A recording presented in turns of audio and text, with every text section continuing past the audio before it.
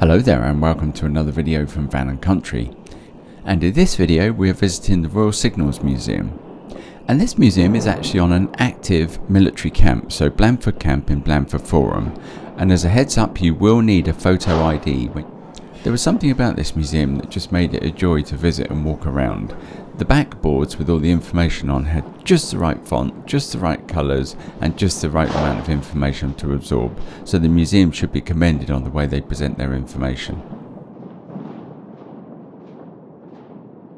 So let's have a look around the museum then, and in between the look round I'll add some narrative from bits and pieces that I found on the Royal Signals Museum website. From the earliest of times then, armies have used some form of signalling. The Greeks had a torch telegraph and the water telegraph. The Roman army used coloured smoke as a means of communication, and in the 16th century England beacons were used.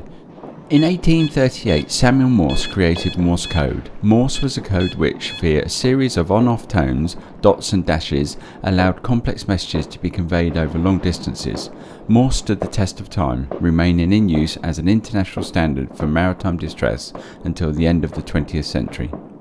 By the end of the Crimean War, 21 miles of cable were laid. This connected 8 telegraph offices on a circuit. Furthermore, an impressive 340-mile submarine cable was laid from Varna to Balaclava. More recently, some of us may remember the 2017 film Goodbye Christopher Robin, in which A.A. Milne returns from the war and is profoundly affected by what he'd seen during the war. Both A.A. Milne, a serving officer in the Royal Warwickshire Regiment, and J.R. Tolkien, a serving officer in the Lancashire Fusiliers, served on the front line, laying cables. On arrival, both officers were rapidly deployed and quickly experienced the horrors of trench warfare in 2016 and the unspoken bravery of the British Tommy. They spent their time laying and repairing the communications line and providing visual signalling for their regiments and battalion. Before the year had ended, both contracted trench fever and were sent back to England to recover. World War I was unsurprisingly to have a lasting effect on both men. On J.R. Tolkien's return to England for his convalescence, he began writing down the stories and mythology for Middle-earth, which would form the basis for the Silmarillion.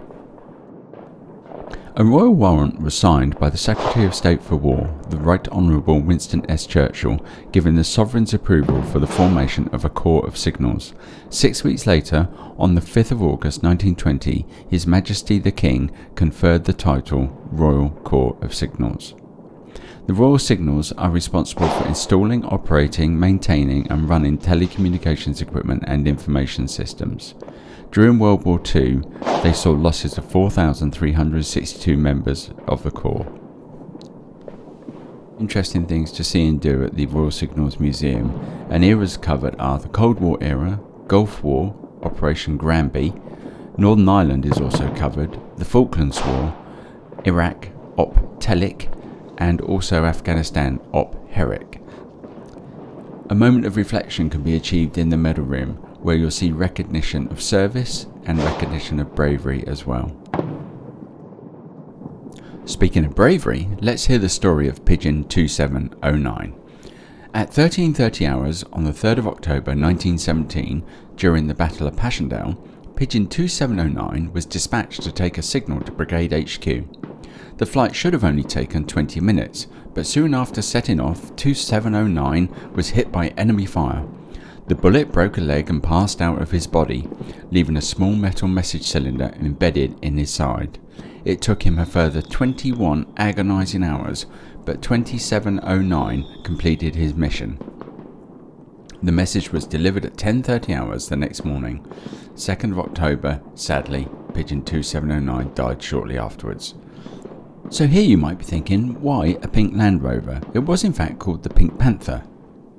The Pink Panther was so called allegedly because its pink blended in with the desert and the sky as seen in Aden, Oman and the Gulf states. That's about it for the Royal Signals Museum, but don't forget the cafe, which is on a mezzanine above the main museum. It's really good. Now's probably the time to ask you if you wouldn't mind subscribing. It's free, doesn't cost you anything, but it really does help. And possibly click the bell as well. Catch you on the next one.